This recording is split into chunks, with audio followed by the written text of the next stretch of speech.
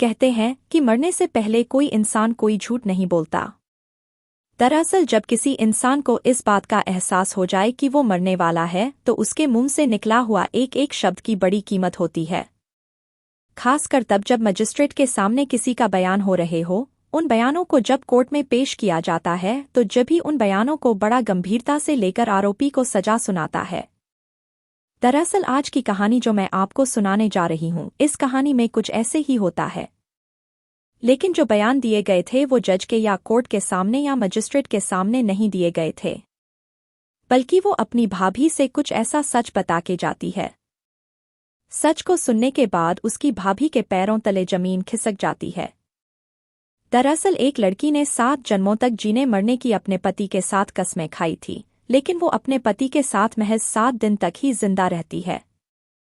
लेकिन 7 दिन उसने एक एक पल को कितनी मुश्किल से जिया होगा, शायद आपको इस बात का अंदाजा भी नहीं होगा।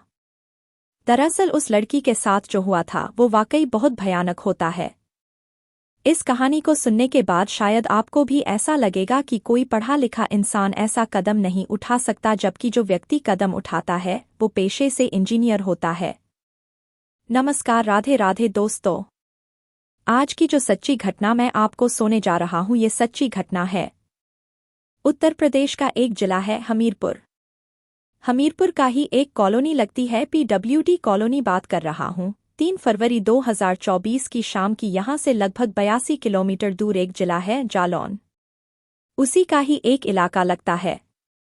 उरे उराई के रहने वाले विजय, उनकी बारात गई थी इसी हमीरपुर सदर कोतवाली क्षेत्र में। और जब बारात जाती है तो बारात में घर लोग भी, बाराती लोग भी और परिवार रिश्तेदार सभी लोग शामिल होते हैं।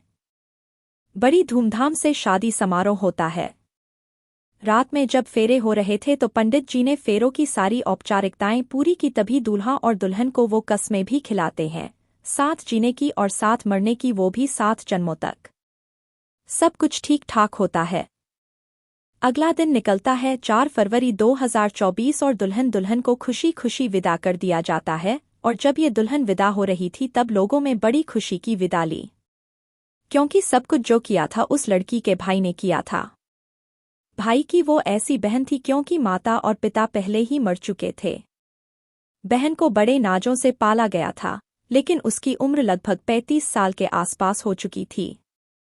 जब बहन विदा होती है तो शोर होता है और खुशियां भी मनाई जाती है, क्योंकि उसे तो ससुराल जाना ही है। अब लड़की जब ससुराल जाके विदा हो जाती है, पहुंच जाती है, तो वहां जाने के बाद उसकी जो शादी की पहली यानी कि सुहागरात की पहली जो रात होती है वो रात उतनी भयानक हो जाएगी। उस लड़की ने इस बात की कभी कल्पना नहीं की थी। दरअसल बताते हैं कि जो दूल्हा होता है वो इंजीनियर होता है। उसकी भी उम्र लगभग 35 साल के आसपास होती है। शायद स्ट्रेस की वजह से या उसे खुद पर भरोसा नहीं था, तभी अपने दोस्तों से कुछ ऐसा मशवरा लेता है जो शायद उसे नहीं लेना चाहिए था। दोस्तों से बातचीत करता है और बातचीत करने के बाद सीधा अपनी बीबी के पास जाता है और कुछ खा लेता है। बताते हैं ऐसा दावा किया जा रहा है कि जैसे शक्तिवर्धक उसने गोलियां खाई और गोली खाने के बाद वो अपनी पत्नी के पास जाता है।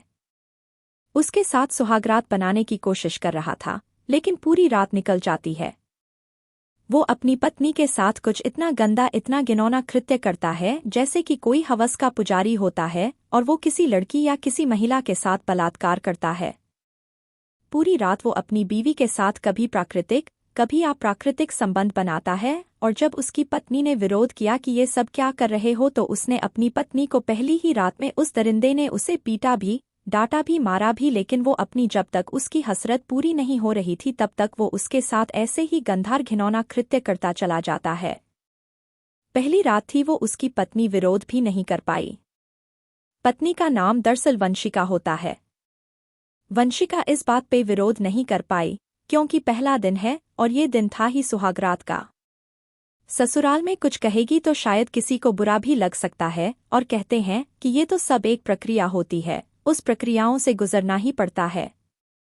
अगला दिन निकलता है। दिन निकलने के बाद वो उसकी तबीयत थोड़ी बिगड़ने लगती है।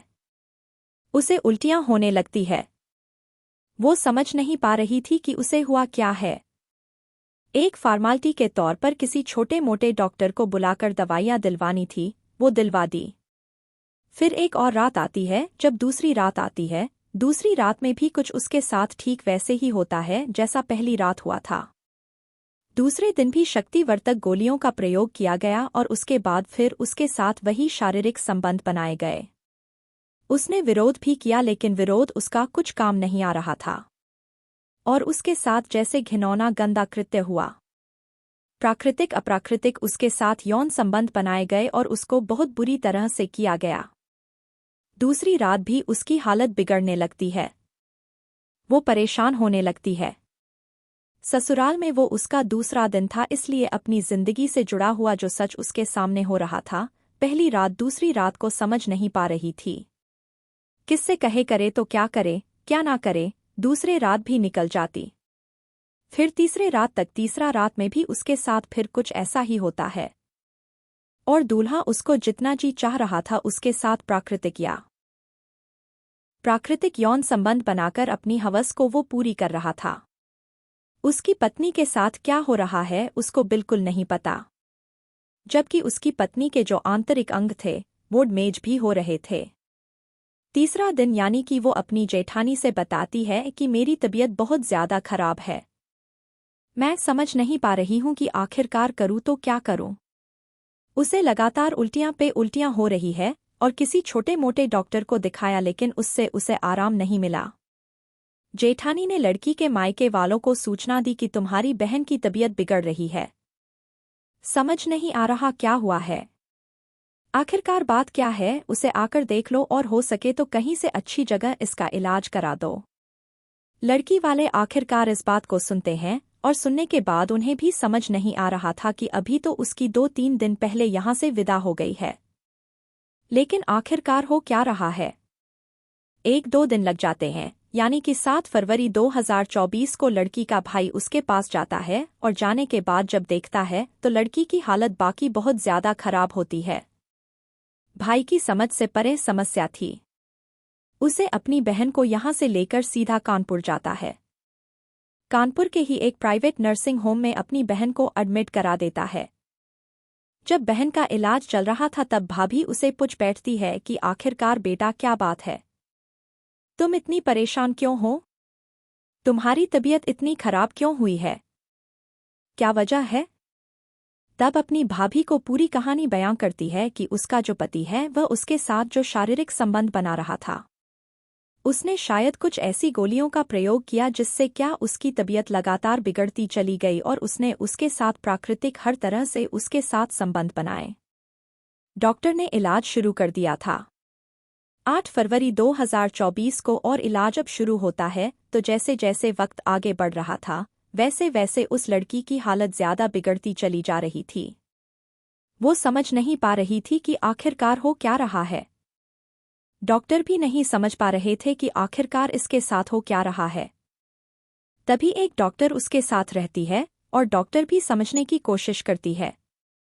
10 फरवरी 2024 की दोपहर लगभग 3:30 के आसपास इस दुल्हन ने हमेशा के लिए दम तोड़ दिया और वो मर जाती है। जब मरती है तो घर में रो रो कर लोगों का बुरा हाल हो जाता है। फिर मीडिया वालों के पास तो ये बात जब पहुंचती है तो मीडिया वालों ने उस डॉक्टर से बातचीत करने की कोशिश की कि आखिरकार इसके साथ हुआ क्या था। तब डॉक्टर ने भी दबी जुबान में अपना नाम ना छापने की शर्त पर यह बताया कि इस लड़की के साथ कुछ ऐसा हुआ है जैसे कई लोगों ने मिलकर इसका सामूहिक बलात्कार किया हो, सामूहिक गैंग रेप किया हो और इसे इतनी प्रताड़ना दी गई है जिसकी वजह से इसके जो शरीर के आंतरिक अंग थे वो भी डैमेज हो चुके हैं। इसका पोस्टमार्टम भी कराया जाता है और जब ये सब सामने आता है, सब लोग इसके अंतिम संस्कार के लिए पहुंचते हैं तो परिवार वालों का, गांव वालों का, उस मोहल्ले वालों का रो रो कर बुरा हाल हो जाता है। लोग सोचने पर मजबूर हो जाते हैं। जब भाभी के सामने एक मीडियाकर्मी ने अपना कैमरा लगाया, उससे पूछा कि क्या बात है, क्या अब आप बता सकते हैं। तब उसने बताया कि उसके पति ने कुछ शक्तिवर्धक गोलियां खाने के बाद उसके साथ शारीरिक संबंध बनाए थे, जिसके वजह से उसकी ननद की हालत बिगड़ती चली गई और वो वक्त पर उसका इलाज करा देते तो शायद वो जिंदा होती। उसके साथ ऐसा कुछ नहीं होता। जब लोग ये कहने लगे कि ये लड़की बाकी बहुत अभागी थी, पहले तो इसके माँ बाप मर चुके थे। हालांकि भाई ने पूरी ईमानदारी के साथ उसकी शादी की, बड़े नाज से इसे पाला पोसा, सब कुछ किया, लेकिन जिसके साथ इसने जीने मरने की कस्में खाई थी 7 जन्मों तक, वो भी 7 दिन तक ही उसके साथ रह सकी, और जो भी हुआ है वो बाकी बहुत भयानक होता है।